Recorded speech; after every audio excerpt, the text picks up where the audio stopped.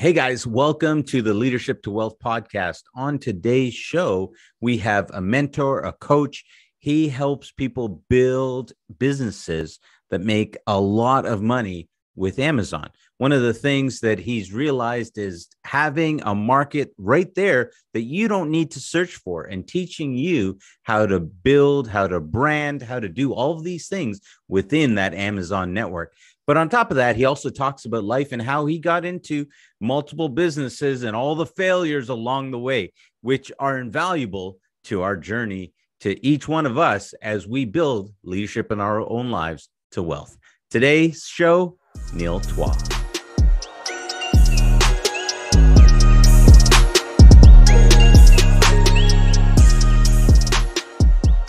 All right. Thank you guys for joining us today on Leadership to Wealth podcast. And on today's show, we have with us Neil Twa, the man who helps people and has been helping people since 2007 to build businesses, especially in e-commerce.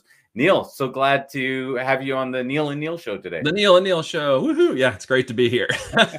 As we were in the green room a minute ago, I apologize for any brain fog I might bring to this conversation today.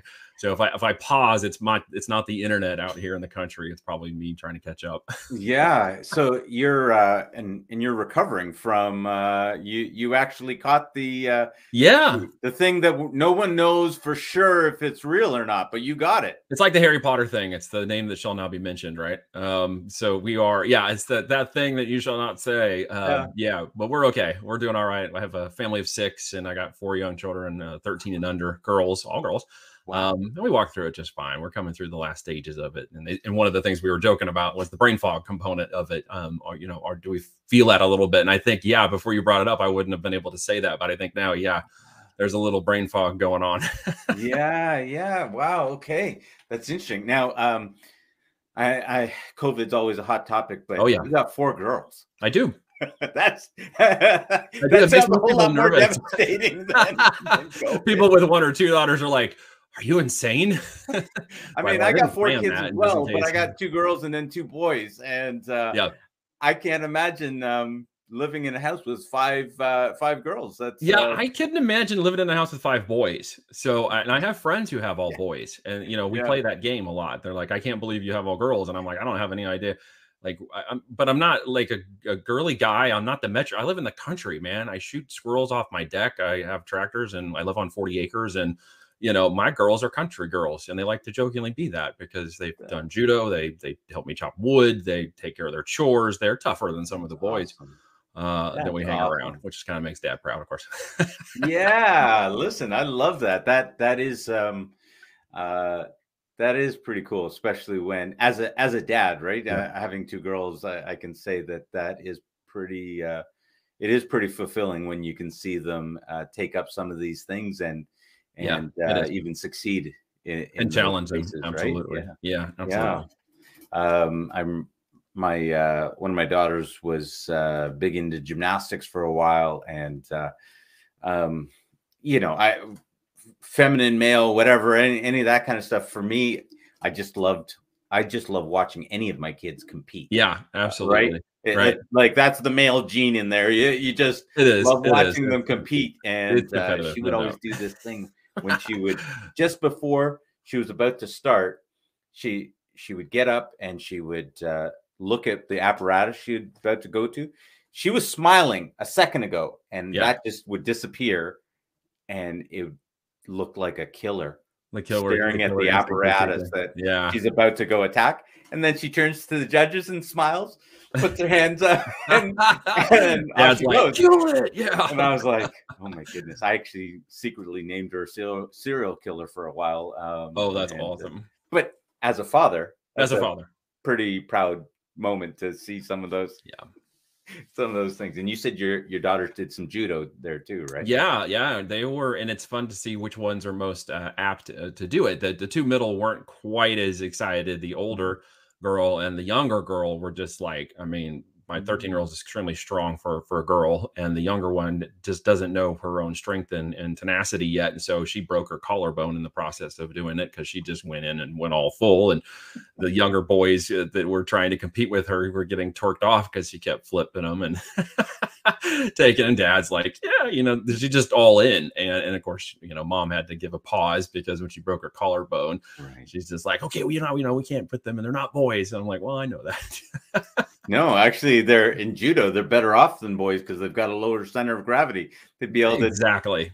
To do the exactly. At 6'4", man, I'm like the big tree in Sequoia that will like fall and kill everything on its way down. It's like, it's a long way for me to hit the ground on the mat from 6'4". Yeah, so yeah, shorter is better when it comes to that. Lot less distance to fall. Yeah, that's right. Yeah, what's it? The fulcrum or whatever. Yes. Yes. So let's step back for the All viewers here. Let's go back one step, and what we're going to start with is tell us a little bit about yourself. Where you from, grew up, all that kind of stuff. Now we know you got 6 in the family, 4 girls. So you're a little psychotic, but definitely psychotic. Wait to hear the rest a little bit about story. Before that happened. Well, I mean, technically, I am from Missouri. I was born in northern Missouri, a place called Independence. But when I was 2, my parents moved to Arizona, and by the time I was 3, we ended up in Oregon. So from the age 3 until I graduated high school, that's where I grew up. I grew up in the cul-de-sac, but we would go out all the time from the little town there called Medford in Southern Oregon, and be out all the time in the country somewhere. It was an hour to 300, 600 inches of snow. There was things to play in. There was skiing. There was snowmobiling, and there was cross country, and there was dog sleds, and there was, outdoor camping, and just, a lot of stuff to do. So I really enjoyed growing up in Oregon. And it was a really cool place to be. But by the time I got to about 17, 18, when I graduated, because of my birthday, I actually turned 18 in February and graduated in May. So I was on that side of things. But I had an opportunity for a music scholarship for a liberal arts college out in Iowa that picked me up.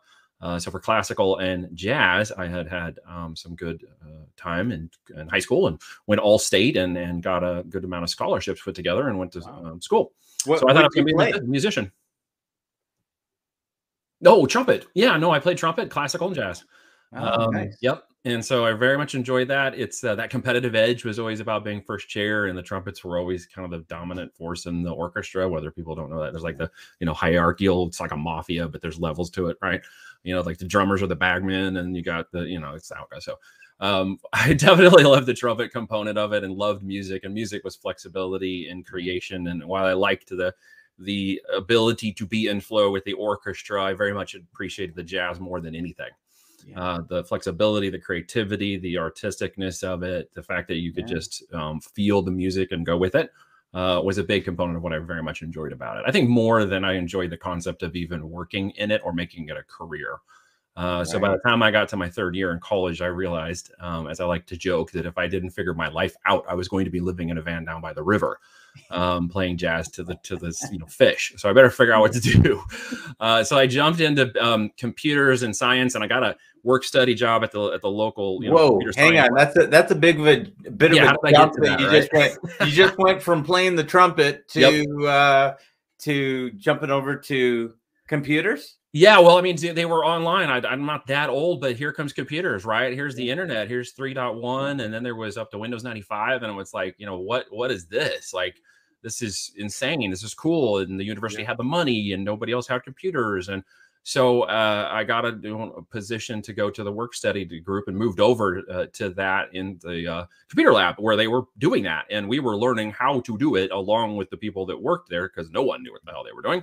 Right. And we all learned on the job, if you will. So for $4.25 an hour, when I wasn't in school or playing jazz, I was learning how to do computers. And they say, do computers.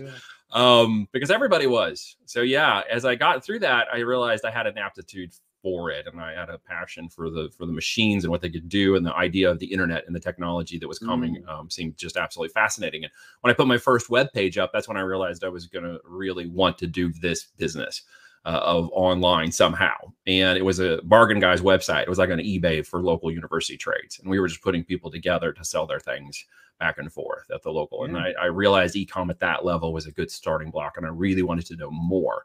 But the university said, hey, computer science is COBOL, Fortran, and the server side. And I'm like, I don't want to live on the green screen for the rest of my life. Are you kidding me?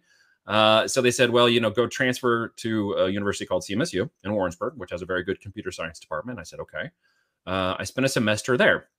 And that's when I dropped out because I met a dude from who was consulting as an engineer and a programmer out of Kansas City. And he said, I'm making like $60 an hour. I'm programming these new technologies called active server pages. And we're using HTML and all this stuff, which to us now is like old school. But for that, it was like brand new. And I'm like, tell me more about what all that is. Yeah. And he said, well, you're not going to learn it here, but you need to get out and go learn it in the workforce. And I took that advice. So I jumped out, and instead of paying, 20 grand a year, I went and got an $18,000 a year job. And just started to teach myself the rest of the computers, the programming for web interfaces and active server pages, which really led me into the business side of it and really understanding how to make money with those. But I knew that it was still so new to the world that there wasn't a curriculum, a track, or something I could go do. I had to continue to evolve in the corporate world. And so I followed that track, and that led me into Sprint. Were you not scared leaving school and jumping straight into that? No, because I went from paying money to making money.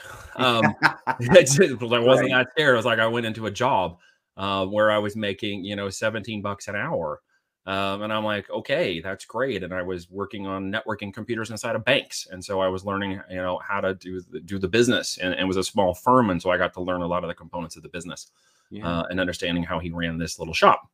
So no, I wasn't really scared. I'd like to, my partner of 9 years now in business knows very much that my job is to jump off the cliff, even if I have no parachute. And he has now learned to jump with me, but take all the materials necessary to build a parachute on the way down. And so I don't have that kind of fear. I'll just jump off the cliff. And so I continually did that. And I jumped off of that cliff into another one that led to another job that eventually led me into a full-time position at Sprint PCS right as they were launching the first mobile phone, which was really fascinating. I was like the 5,000th employee that they had gathered. They were literally hiring warm bodies. So that was total opportunity because I didn't have a degree, but I had the skill sets necessary. And so I went right into managing a group of 6 people when I was 21. Okay, hang on. Let me pause you for 1 second. Yeah. You got there's so many pieces here that are amazing. But this idea of being able to jump off a cliff without a parachute, right? Meaning jump into whatever the next project is or the next thing that you want to work on without the safety net. But you also mentioned even your partner even having the ability to bring the materials along to build it along the way. Can you say something more about that? Because I think one of the challenges that people face these days is there are these things that they want to do. There are the projects, the businesses, all of these things that they want to get into, but there is not a way to be able to assess that risk. Or should I be jumping over? And is it possible to build a parachute as you go down? And I think that's there's almost been a shift in society where people would do that a lot more readily, and no one looked at it as a risk. It was just part of life if you were getting into business. Whereas now that's sort of missing. So can you say something about that ability to be able to jump off?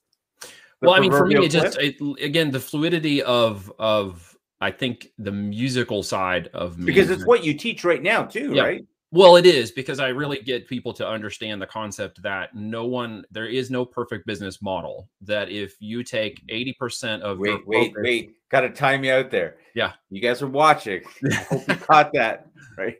There is no perfect business model. There is no perfect business model. There is 80% tenacity, go-getter, and drive, and some level of confidence and insanity that says, no matter what people say, I'm going to do it anyways. And then there's 20% of whichever model you choose to do, whether it be podcasting, if you're going to start an e-com company, if you're going to go out and, I don't know, start a car wash business or go start up a franchise. Yeah. The whole point is that's 20%. That's it. The 80% is literally you. It's your confidence. It's your clarity and understanding the business and expectations of the model. And it's your ability to communicate, sell, or drive the business so that others understand what the expectations are of you or their roles within the business. And we refer to those in the world as objectives and key results. Do you know what the objective is? Do you understand the key results? If you do that, then you know how to apply that to your time management, to the opportunity, and of course the focus. Then you can do that model and be successful in any ways. I have people I know that are successful in all kinds of business models. What made them different than anybody else? They are tenacious. They chose, they were okay with failing and failing fast. So that's part of that jumping off the cliff is I'm okay. I've hit the bottom a number of times. I mean, I've literally been divorced. I've been bankrupt. I have restarted companies. I've lost great ideas. I've had people steal money from me. I've been sued in business. I've hit the floor a lot of times. The difference is I was tenacious enough or stupid enough, whichever side you like to look at it, to get up and keep going and just decide that I wasn't going to give up. Yeah. Now, I guess what I'm curious in that is because you've been helping people build businesses for so many years now. How do you, are you able to teach that, or does someone just have to have that coming in? Great question. The answer is, again, it goes back to Pareto's law a little bit because it's an 80-20. When I'm talking to people and looking to find out whether or not I can actually make an impact in their life, it isn't whether or not I believe that they could understand the mechanics of selling with the business. It is, do they understand business? Right. Do they understand the expectations of business? Do they understand the time, money, financial, emotional commitments that are required to do that? As Jim Good said in the Good to Great book, or Jim Collins, excuse me, from the Good to Great book said, are you willing to pick the rock up and look at the ugly, squiggly things that are underneath it? Those are one of the differences between the people that I choose to work with and offer their opportunity to mentor with us, as we only do mentoring, or the ones who I just simply say, you're not a great fit. Right. And one of the greatest ways to test that out is when you say no to somebody. Neil, what happens? When I say no to them in terms of to work together? If somebody's excited to be with you or come on, or they want to be on your podcast and you say no, what happened? Yeah, usually they just disappear. They disappear, right? Yeah. So those people I will not mentor. Right. The ones that I look to mentor are the ones that come back. Right. Yeah. It's the end. That's literally what it gets down to. The ones that are not willing to take no for an answer, because if they understand that in business, there's a difference between KNOW and a no. And then there's a difference between a no and a hell no. Yeah. Right. Yeah. Yeah. Well, I have had to fire an investor who, I don't know, he had $8 million. So he thought he should get special treatment. And most investors do. Don't we all? And he's been chasing me for a couple of years now, and keeps coming back. I keep saying no because I gave him a second chance, and and there was no change. There was an entitlement. There was, the world needs to fall at my feet, and so that was what'd you say? That's the hell no. That's the hell no. Yeah. And it goes both ways. And I'm really, not working with you. Move on. Go find someone else. It has to do with the aptitude of the person when it gets down to it. Are they, and have they faced things in their lives where they have failed, okay, and have picked themselves up, and in some capacity in their life, whatever it has been that they've brought to the table before we've even had a conversation about what we're doing, have they had success and failures? Measurable. Yeah. Okay. Yeah. I literally won't do business with people who tell me life is peachy and nothing has ever gone wrong with them. Yeah. Because I don't want the first major thing that's ever gone wrong in their life to happen on my time. Right. Right. Well, in this case, I'll say that this individual clearly had, they've been through a lot. They've had a lot of success. But what they lost in somewhere along the way was the ability to treat people as human beings. So there's a big problem with that. Right? There's the emotional part of that. And one of the things I was mentioning a minute ago, and part of that answer was the emotional rejection that people feel. They feel that they are being personally rejected. Not that you're being rejected as a fundamental core of who you are. It is the concept that I reject the idea that you and I can do something together. Well, how dare you? It's like, but the difference between and where you are here and why you do your podcast and why it's called Leadership to Wealth is to understand how do you surround yourself with people like my partner, who I have the creativity and flexibility to test new things, do new things, and try new things. But has a very strong net around me now, who understands to let me do that. They don't try to hold me back. And if you look at the difference in the people, at least that who are successful, the ones that I know, they are surrounded by people who let them jump. Right. And people like Elion and others would not be where they were if there wasn't a support mechanism to be right below whatever they jump off of. SpaceX wouldn't exist after PayPal and after this and after Tesla and so on and so forth if there wasn't a grounded crew that literally sits right below him that ensures that other things get done. So you can't have two fundamental entrepreneurs with, ADHD and type A personalities running a company. And I noticed that there's a lot of people that are attempting to do that. They think that someone else will pick up the difference for them in that leadership. And what you have to realize is that I'm willing to take 80% of the lead in the leadership and still fail and accept that while giving other people their opportunity to become leaders in their particular area of focus and not get in their way or step on what they do very well. Right. And there's a trust and a respectful relationship to that. You do not get to whatever you define as wealth without that. Right. And everybody coins the term wealth as a phrase of money. And I want to just like myself put that out here. Wealth is your health. Wealth is your family relationship. Wealth is your structure of your life. Wealth could be your location where you live. Wealth could be having food at all in your fridge. Wealth could be having a roof over your head at all. Wealth is whatever you define it as, right? Wealth is not and should not be the number one answer as a monetary or financial or fiscal gain. If it is, I will disqualify you. Right. I like to call it the F's. The faith, the family, finance, fitness. I even throw fighting in there because I like fighting. Fighting's a good one. And we throw out fear, right? Because fear is being put up there at the top of those F's. And really that's the F bomb.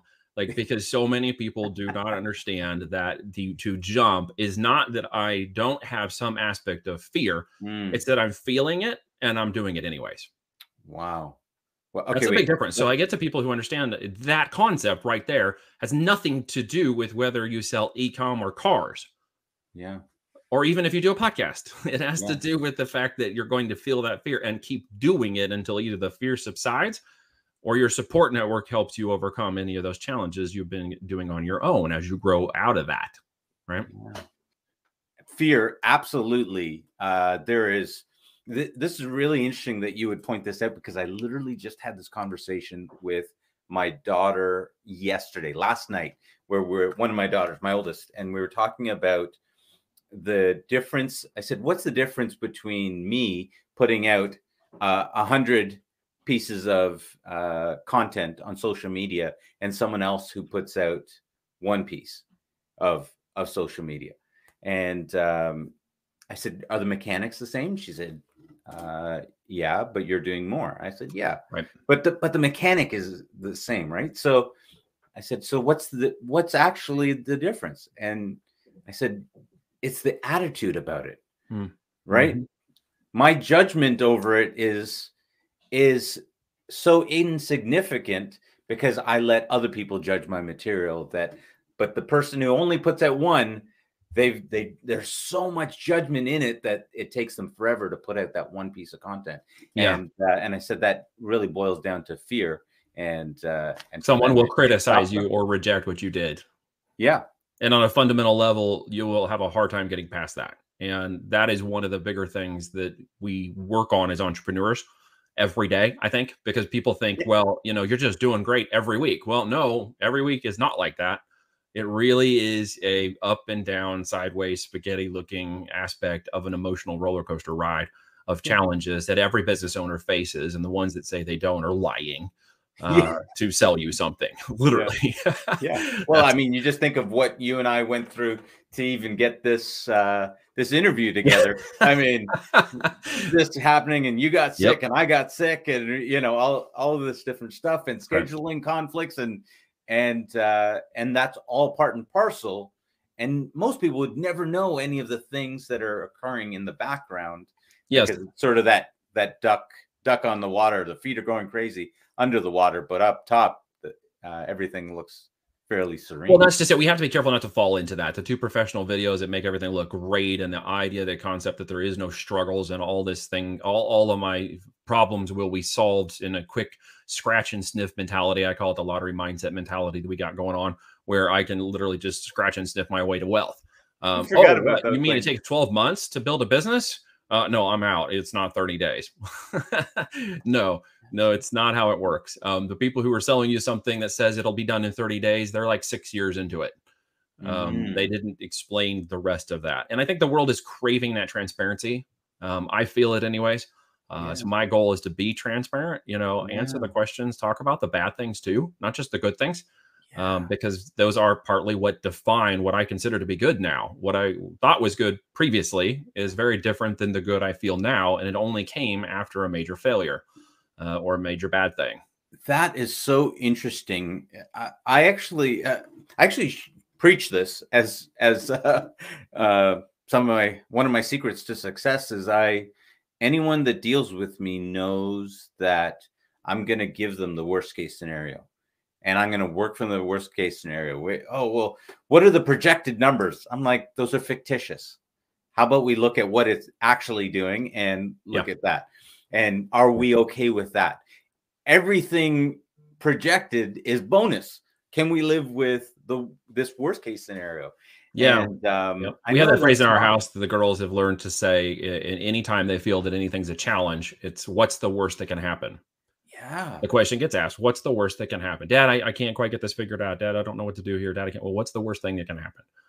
Yeah. Well, I guess, it's got a little dramatically funny now. It's like, well, I guess I could die. Well, yeah, I suppose that's one of the worst things that can happen. Okay, Dad, so you're so negative, Dad.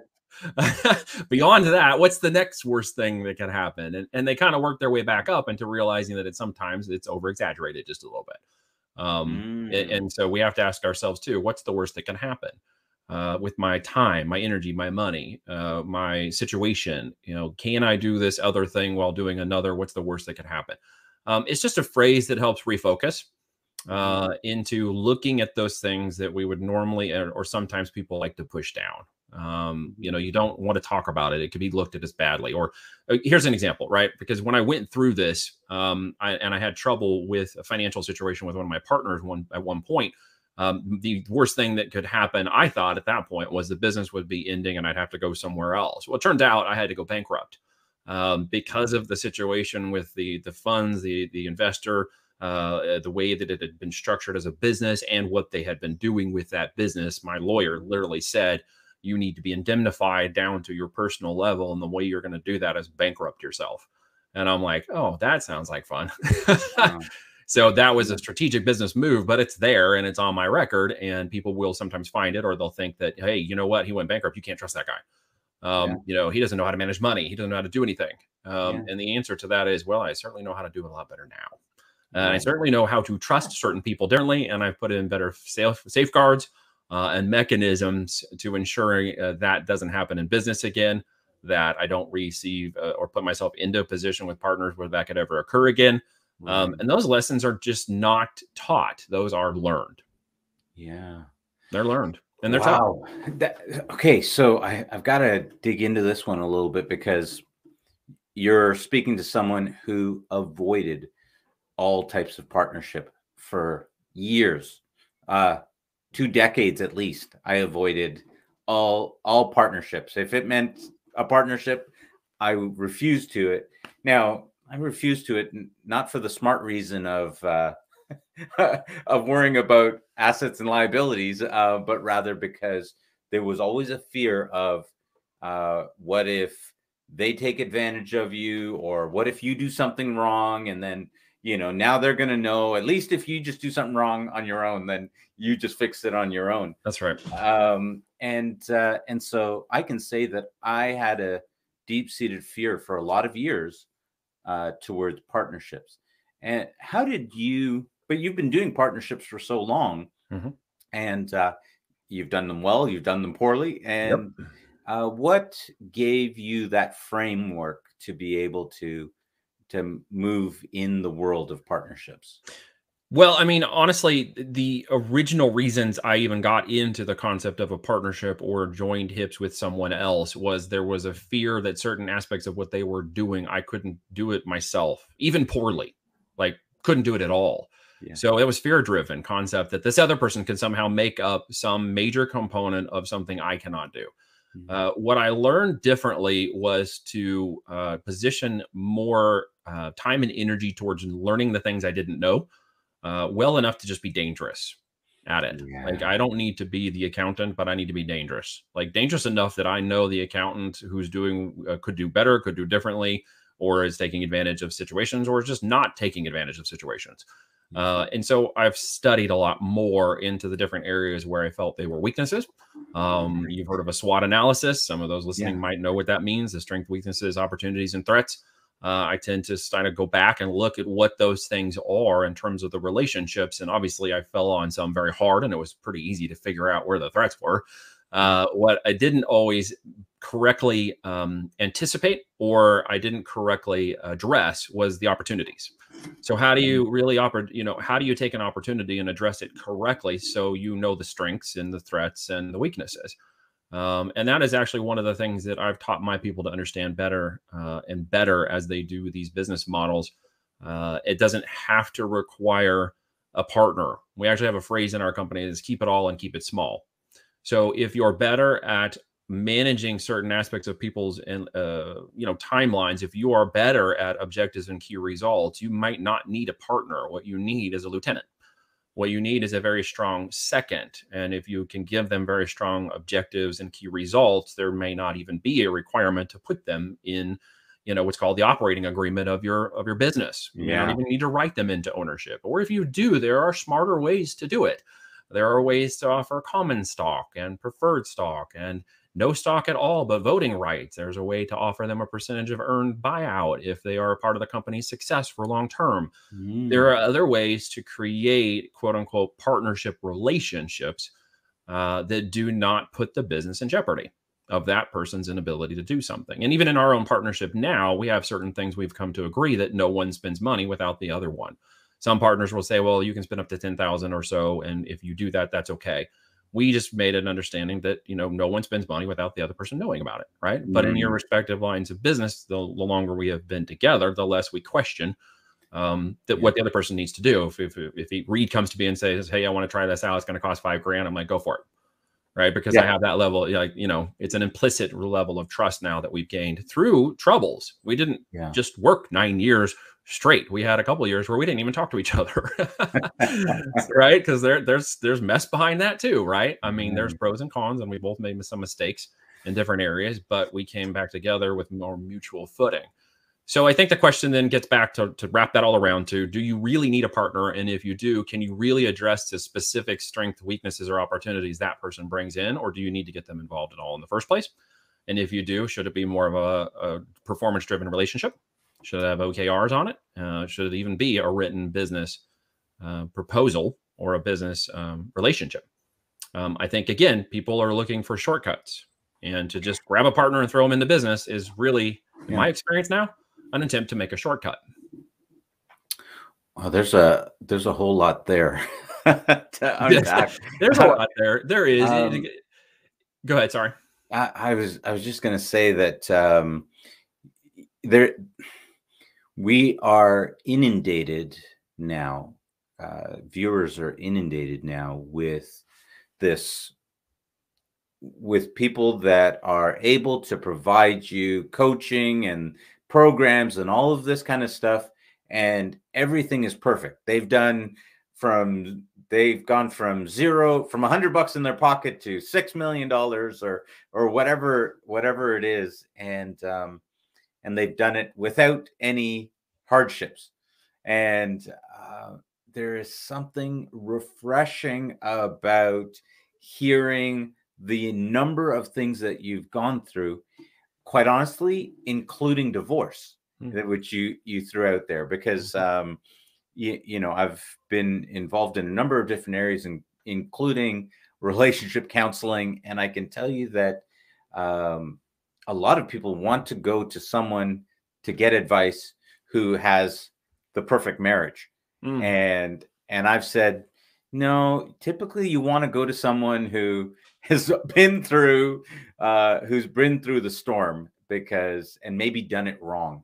Yes. Because they will actually know some of the pitfalls that are there, as opposed to someone who's only, it's like the fair weather sailor, right? Yes. Sailor is only at the sail in good weather. They never build up those techniques or the nerve to be able to handle stormy seas. And so I really love what you're creating here in terms of just being prepared, whether it be partnerships, whether it be just business in general, being prepared for the worst. Yes. And understanding that that's going to be there and that's going to be part of the journey. And yet you're there as a mentor to try to help people navigate some of those things. Oh, absolutely. We don't always talk about business. The road ahead. Yeah, we don't always talk about business. I mean, a lot of the times the conversations I have with my clients are related to life. Yeah. They're related to fears. They're related to concerns. They're related to confidence. And am I making the right decision? And because I've already made the wrong decision in that area they're asking me about, I can in confidence say, this is the direction you should consider going. This is why you should consider it. Here's my own experience if you're willing to listen to it and learn from it. Yeah. Avoid the potholes, right? You know, avoid the mistakes and the money that I spent the wrong way. Avoid the mistakes and the time and energy, and and avoid the mistakes that I've made in certain areas where I wouldn't allow other people in to give me feedback, to give me personal comments, and without taking it all in rejection and actually listening to it, right? And not listening in rejection as it is. And that's a big component. If I had done that, I wouldn't have helped crash my marriage. While it's easy for me to look at it and say, well, it's all her fault, and she may look at this and say, well, it's all his fault. I certainly know for myself, there are many things I could have done differently. There are many things I take ownership now in, which I now look back and see very easily. And hindsight is 2020. I can look at that and go, wow, yeah, you were an arrogant prick who was really selfish and stupid and immature. And that was really dumb. And take ownership for that. Right now, being married for almost 15 years. With a wonderful wife and 4 daughters, we've still had our own struggles and we still had our own challenges, but I did not deal with it in the same way the old guy would have dealt with it. Right. I love that.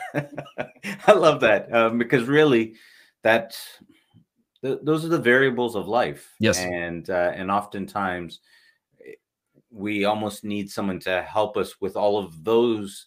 More business for the most part is not actually that difficult. It's balancing all the other things that come in and try to distract you, or should I do this? Should I do that? And you're going squirrels. We call them squirrels around here, like squirrel, Squirrel, right? There's squirrels everywhere.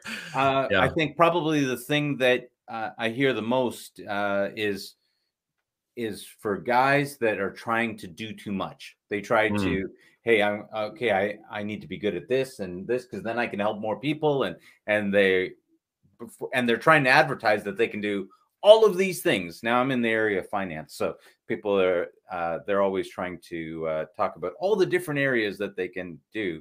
Yes, and I don't know. My advice is always, so you do all of those things, maybe okay, but nobody knows you for anything that you do well. And that you're the guy. Hey, regarding this, you're the guy. But when you're talking about business and when you're teaching, do you talk about niche marketing or is there some other way to know when to be a Walmart and do everything? We focus predominantly on brands and the concept of branding. Okay. And not everybody understands what that means, even though they may understand, say, Nike and Reebok and Coke and Pepsi. They don't quite understand the brand or emotional affinity of it. So when we niche, it's typically in the brand. that we're going after. Now that market it could be evergreen, could be home, kitchen, sales, this kind of stuff. But the niche itself could be someone who's really passionate about bike riding. Not the kind of person who's willing to accept the $30 Chinese seat that feels like you're sitting on a brick of steel. They're the kind of people who are like, I'll pay $89 for the gel cushion one with a hole in the middle that doesn't crunch and munch my goodies. And because I love to go Pikes Peak, riding, and I used to do that. And so I didn't want the cheap crap, and I wanted the good caliper brakes, and I didn't want the cheap panniers. And there is a different level of different people with different affinities. And so we've always looked into the market and have been developing brands that are relational to that affinity seller, right? It's the more solution-based oriented customer. It is, I'm willing to pay for X and Y for the benefits I already know I should be getting. And they are more brand driven. So we niche into the brands, and from there we go down into the products. And one of the ways why is being brand driven important? At the end of the day, your buyers are typically only in it for what they want. You yourself are in it for only what I want. So the brand is literally helping to validate that they are giving you exactly what you want. Because this is for me. This is what I want. It's the best thing here. And it may make me jump higher or run faster or be taller or go shorter or make me look better or more pretty or make me look more ugly. I mean, whatever it is, right? The point is there's a solution-oriented and an emotional decision buying mechanism that is occurring behind that. And the phrase we have is double the understanding of your customer and you will double your revenue. So that comes from deep understanding of your brand, in which once you identify a series of products that meets the solution as the fastest and best solution possible to fix their problem, you can continue to go into that brand deeper and deeper and drag customers into longer lifetime value with you, who will then obviously tell others and continue to follow you along. Yeah. It takes a little bit more time to do that, but it is also the best way to create cash flow. Cash flow is king, as we know. Revenue is vanity. You've heard this, right? Profit is sanity and cash flow is king. So yeah. I haven't heard the first part, but yeah. So man. So the cash flow king in the e-commerce business, right, is the ability to obviously get, paid continuously from the products you're selling, from customers who are continuing to buy, who are coming back. And we have ways of doing that inside of the marketplace in Amazon called Subscribe and Save, which you might be a part of. In my house, we call it Subscribe and Spend. Because if you don't spend money, you save. That's kind of the concept, right? So with all these ladies, we get these packages all the time delivered. But yeah, it's going down into that deep and having a deep understanding of that brand and the solution that brand will solve for the customers that are within it, and then continuing to go deeper and deeper into that. How did you come upon that? Branding wasn't a really strong concept of mine. Until I started running paid traffic. So one of the things I did online when I was outside of the IBM sphere, I left them in 2007 and set out to set up my own series of companies. I started as a management consulting company. I had IBM literally hire me back to go fix the projects that were falling apart. And instead of the $50 an hour they were paying me when I was there, they were paying me $250 an hour to come back and fix the problems. As a management consultant, and you put a management consultant in front of you, you can charge $250 to $500 an hour. So I brought a team along with me, and I started into that. I had a high-level management staffing team for quite a while, and while they were busy on projects, and we were subcontracting with IBM on a number of things, including the 2010 census project and stuff at Boeing and other public and private stuff, I had a lot of time on my hands, and I got back to the things that I originally left college for in the first place, which was to get to e-commerce. And so I started running paid traffic. And really at that point, it was learning about why a customer buys and really getting into the brain power of a mass marketing customer identification. At that point, I chose mobile marketing. I was running traffic on literally uploading spreadsheets into the servers that were going out to the mobile networks because there was no web interfaces. So we were putting them in spreadsheets and launching campaigns, and we were doing in dating apps and install things. And we hit a number of gold mines in places you wouldn't even imagine, like South Africa. Dating apps like took off like crazy. And so we were making it really fast and furious and starting to realize, brand driven affinity is a very powerful, obviously, motivator for a purchasing mechanism. And that's when I decided I needed to get into the physical product space now. I need to take that knowledge out of that, making all those leads and money for somebody else. I need to start branding my own products and really get into that. And when I was in that fact-finding phase, in that research mode, while I was about ready to jump off the cliff, a friend of mine said, "Hey, did you know you could sell on Amazon?" And I said, "I have no. Is it like eBay?" Like, because I don't want to do that. Like it doesn't interest me at all. He's like, no, it's not the same at all. Amazon literally has this system. It's called Fulfilled by Amazon. They'll handle the shipping and logistics all the way to the last mile on the customer. And I thought, oh, that's kind of powerful. So I started to find some products that weren't even mine yet and just start throwing it at Amazon. And just to see how it would work, how the engine would work. And come to find out, it was an engine. And during my time at IBM, we were learning to build latent semantic search engines. I got to work with the Watson computing team and RMonk, which was great. Learned about human machine language learning and artificial intelligence, and how to literally get machines to predict customer reactions, which was cool because I got to be the dumbest guy in the room, listening to these guys go on about this and just trying to glean as much knowledge as I could. My job was basically to translate theirs into the technical speak and into the business language, and really define how that would look as an entire project, a program, or a company. Their job was to deliver the mechanisms. So when I got to realizing that Amazon was a giant search engine, just like the ones we had been building in my IBM days, it clicked that this was a giant traffic mechanism. That's how I saw it. It's just a giant traffic source. It just, unlike Google, it was a product buying traffic source. And Jeff Bezos made the mantra, we're going to sell all things to all people in 30 seconds or less. And I thought, okay, this is going to be interesting. So I took the concept of that, found out how it was working, used and kind of engineered a product launch process that kind of helped get traction and traffic. And then took branding that I had learned through that traffic and affiliate marketing, and started to brand products into the marketplace. And from there, things just took off like crazy. Okay, I got to tell you how sexy this conversation is. Hey, now, Neil, I'm a married man. Come on. Yeah, well, I am too. But I'm extremely turned on at the moment by everything you said. Got yourself a business. I mean, you just said the words machine learning, and I got really aroused. Yes, machine learning, fun times.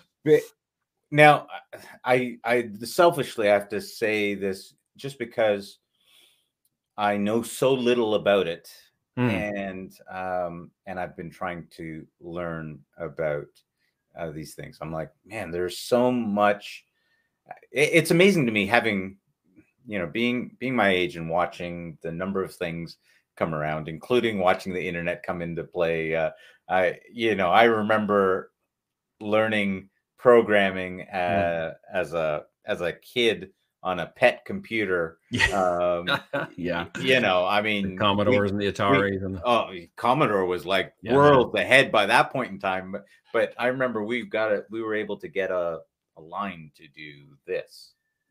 Make it so. We were like, wow, that was amazing. That was what the entire program did, was make the line do this. What got it for me was the green screen terminal inboxes of email. Like you could get someone to reply almost instantly while, the green screen typing it in, hit I to get to your inbox. You remember the green screen email days? Yeah. I was like, oh my gosh, they replied already. Like, this is incredible. I mean, those first times you do that, we take it so for granted now, but that was incredible. Yeah, I was like, how did it work? How did that do it was incredible to watch. I couldn't even understand it. But so now as you're talking about these things, and I'm like, wow, there are so many technologies that we know nothing about, but they are going to so shape business, e-commerce, and just the way that we data management. It can shape so many different things. Well, the thing of that is, so while I had that technology background, one of the things that tripped me up, let's call it what it is, was the concept that the technology or mechanism would make me the money. And I think there's a lot of misunderstanding about online businesses, maybe at certain age levels or not. I know the younger generations, if you will, 18, 30-year-olds, if you will, are just like, hey, I get on YouTube, or I get a gaming channel, or esports, or I get out there right now and I just put content into the world. Yeah, that's my mechanism. I get it. I hit record. I can do it from my phone. I can make money. Like they understand that that's not terribly complex. Right. They don't need to know how the button works or how the system got there. None of that was, it's just like push and go. So many people get caught up, I think, today in the real mistake that the business of online money making is a mechanism. It is a mechanics, and that's how I make money. The more buttons I push, or the more hours I work pushing that button, I will make more money. I envisioned at times somebody sitting at a desk just hitting the big red button 100 times and looking up and going, oh, look how much money I made today, and then sitting down and slamming that button a bunch more times. That's not how it works, right? The mechanism can be taught to anybody, and my virtual assistants can do it. We have 14 and 16-year-old kids that do it and are taught how to do it. They don't understand the concepts of the business, and the parents and people come in and they do, and we teach them how to understand the business, because the mechanics are not what makes the money. It is understanding the customer. And the mechanism we chose to incubate that understanding was Amazon's FBA system, because it's got 200 million people now, almost 10 years later, 200 million people a month going through it, 628 million a day. It's a lot. Okay. I don't need to understand where they're coming or what buttons they're pushing to get there. I just need to understand that they're there, and I can put my, lemonade stand on that 7-lane highway and put up my good offer, and off we go. Right. Wow. Okay. So the question is, this is what you do in your mentoring. You try to show people how they can build businesses through Amazon business. Mm-hmm. I forgot, FBA.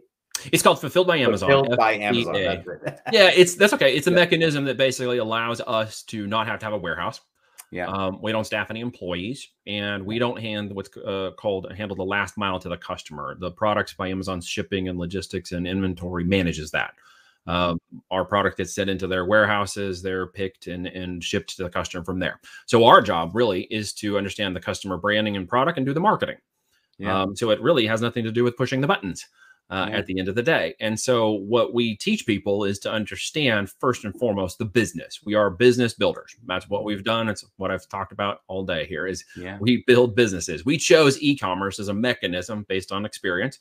And we chose that platform to focus on because it had traffic and people who were buying things in 30 seconds or less. Yeah. And that is one of the biggest problems all online people face when they're trying to make money, is getting eyeballs on the offer. Well, Amazon solved that problem, and it solves it for people who understand how to take advantage of it. There's a lot of traffic, a lot of buyers, and it's, they're making as much right now as they were making last year before the holiday season. So we can only imagine what's going to happen in the next 2 months here. As we wrap into this year's holiday season. Demand is becoming incredible. So we literally teach people how to run the business by the numbers. We teach them how to learn what the hell to sell, because that's always the first question everyone else asks.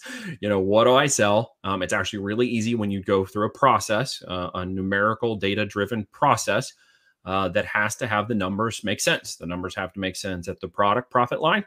The net profit, they have to make sense. So it rolls to the brand, and the brand rolls to the P&L, and the P&L rolls to the business. It has to all make sense. And so you got to really understand what's profitable. And many people don't do that when they get started in this business model. I coach many people who have failed or took other courses or programs or these kinds of things, took a YouTube or whatever and got out of their own, and find out, they're making 50 cents for every unit sold. And they're like, well, how are you making $35, $50, $75 in profit for every unit sold? And I'm saying, well, let me show you how you do this by the numbers. So we go for a very different look at the market. As that cliffhanger joke a minute ago, jumping off, without a parachute, we don't marry any of our products. People get so in love with their product concept. Call it my divorce analogy or whatever. It's don't marry a product, steal someone else's girlfriend instead, because there are plenty of girlfriends inside of Amazon you can steal away, right? It's still married, just borrowing an analogy. Yeah. So there's so many products in Amazon already that tell you that they're already selling. You don't have to guess. They're already there. You have to do what we call innovate. Similarity and familiarity, that's a fun word, familiarity, equal trust. Amazon system of trust. I can build up a brand that no one's ever heard of and topple the other 4 brands that no one's ever heard of and make a $100,000 a month business in 6 months or less, and repeat that process predictably every time it goes to market, right? So we have 90-day run rates and quarterly, if you will, and we've got annual run rates of expectations. We don't marry them because we know that certain products have life cycles. They'll only go so far. We'll replace them with another test product, and if that one goes great, we scale it and we keep going. We use a baseball analogy, right? If you know baseball to some degree, if you hit 300, that means for every 10 you're amazing at bat, you failed 7 times. Yeah. And you still can get in the Hall of Fame. Yeah. Okay. Yeah. In baseball, absolutely. Yep. So in e-commerce, it's the same way. Right. Okay. So you look at it in terms of not every product is a winner, but every product has an opportunity for me to learn which one is the winner. Yeah. And as I find that winner, it will scale itself for you when you do it the way we do it inside the system. It will literally move into what we call Amazon's slipstream. It's kind of like the combination lock. You kind of turn it once to the left, you turn it back to the right, you turn it and click, it unlocks. Amazon's system is similar. Yeah. When you get your product in the market, you're going to turn the clock a little, to the right this way. You're going to hear it click. Okay, now I'm going to go back to the left. It's still clicked. By the time you get into that slipstream and unlock that, Amazon will send you enormous amounts of buyer traffic. But people overcomplicate that too much, right? And they get too much caught up in the mechanics and not enough in why did that product even reach that point in the system in the first place? And it literally had to do with my product, my message, and my brand resonated best with my customer avatar, who understood in 30 seconds that my product would be their solution. Wow. Which means my conversion rates inside of Amazon are incredibly different than a standard website conversion online store. Right. That's 1 to 3% conversion rates. We see 30 to 50% conversion rates on our listings and products inside of Amazon. Wow. So our goal is then to find multiple versions of those products. So we find 5 products, it finds another 5 products, and we continue that process looking exactly at each number and only launching the product if it reaches the right metrics. And then you continue to test that out so that in a year you can have 100 SKUs. You can have 100 SKUs, you do 5 million a month. We've proven that in our case studies with other stores who did that with us and got to $1 million a month and then 5 million a month. It's just a process and it's data driven. So we teach people how to understand the business really first, and be the business manager and the fiscal manager and understand the people and the things you need to do in the business to really make it run, and the things activities, masters, productivities, you got to shove those aside because you think you may be making money, but really you're just looking like it. You need to be focused on the revenue generating activities, the RGAs, only focus on those. So total accountability is one of the ways we help people get to 7 figures. Is we push them to stay in the line. We keep their blinders on. And that gives people a much higher success rate to understand the business and the model and continue to repeat the process of testing. We know the market, but we're still not smart enough to tell it what it wants. We are smart enough to be quiet, shut up, sit down and listen and have it tell us what it wants. Right. And when it tells us what it wants, we have a couple of ways of asking it. Are you sure? Are you sure? And if the answers come back, yep, we're sure, then it's like that product can go very quickly. And from 0 to 6 months inception can have $100,000 a month business running. That's on a predictable growth and trajectory of growth rate. That's kind of an expectation. If it doesn't meet those certain metrics, what do we adjust? What do we change? Because we're building that parachute, right? So I got to ask then, if someone's watching, how do they know that, hey, this is something I should be looking into? Like, this is for me. Because I hear lots of people that talk about, I'm interested in e-commerce, but it sounds like you not only know who you're looking for when you're helping someone build a business, but it probably sounds like you know who you're able to help mentor. Well, people typically that work with me, just to give you some examples of who they are, they're people who really understand that if I got 10 to 15 hours a week, I can make this business work in the next 12 months. That I understand the concept of almost automated income. Everybody jumps to passive income. It doesn't really appreciate almost automated income. And that is, if I work 10 to 15 hours a week and I'm making more in a month than some people make in a year, am I happy with that? And most people would say, yeah, I am. So almost automated income is just as good. Can it be made passive? Absolutely. But that's not necessarily the first goal, nor should it be of someone who really understands business. They understand in 6 to 12 months, there are opportunities for me to automate components of this business model once it's fully matured and running and is moving. They also understand every business is worth more in the end when you sell it than at any time during the business building phase. That they know it in 12 to 18 months, they could sell these businesses for 3 to 4 times the profit. And that really is the opportunity. That is what we call our platinum principle. So people also understand diversification of money, putting money to work for you. Don't put your soldiers in the bank, get them out there. If you feel that Wall Street is too risky, try a Wealth with Wall Street alternative. maybe consider infinite banking or e-commerce or some other way to deploy that, or Airbnbs or short-term rentals, but don't just let it sit in the bank. Yeah. Put it to work. And those types of people typically understand that. They may be even doing it. They maybe even have multiple franchises like some of my clients, but they're looking for a way to deploy that capital. And they like the concept that this is both virtual, which is the Amazon's marketplace and channel, but it's also physical inventory that they're purchasing. Yeah. So it's not an intangible asset, right? It has a tangible aspect to it. It has inventory. And they have control over brand, which brings us to the last parts of this, which are the intellectual property. What's that business actually worth? It's worth the components of the intellectual property. It's the trademarks. It's the brand. It's the, it's its registration on Amazon's system for brand registry. All of those components, including the products and manufacturing supply chain, have intrinsic value to the business. You need to be able to put those things in place and understand how to do that from the very beginning, thinking with the end in mind. And my business builders typically understand that because they've done it in other aspects of business already. Right. So they may never have done e-commerce, but they may have ran an accounting practice for 25 years successfully. They may have, been in a multiple Chick-fil-A franchise solution or run 9 Subways. They understand the concepts of that diversification of capital, and that e-com is just one area that they can explore to literally help me in a franchise-like model without the ownership or the profit requirements, help them do it. And my big evil capitalistic goal is, if I teach them every component to avoid and everything they should do, that business is worth a lot. And I'll take it to my buyer network, and we run a brokering M&A. So when they build those businesses up, everybody wins in the end. And that's one of the ways we work with our clients. Wow. So what's next for you guys? Right now, we're continuing to expand the portfolio side, the M&A and brokering relationship side, to continue to open those doors for people who are close but not quite there. They don't quite understand things of like upside potential. They don't understand operational independence yet. We help them focus on some of those things and continue to grow those up. Really, what's next for us is to continue to sell brands. We have one out for sale right now.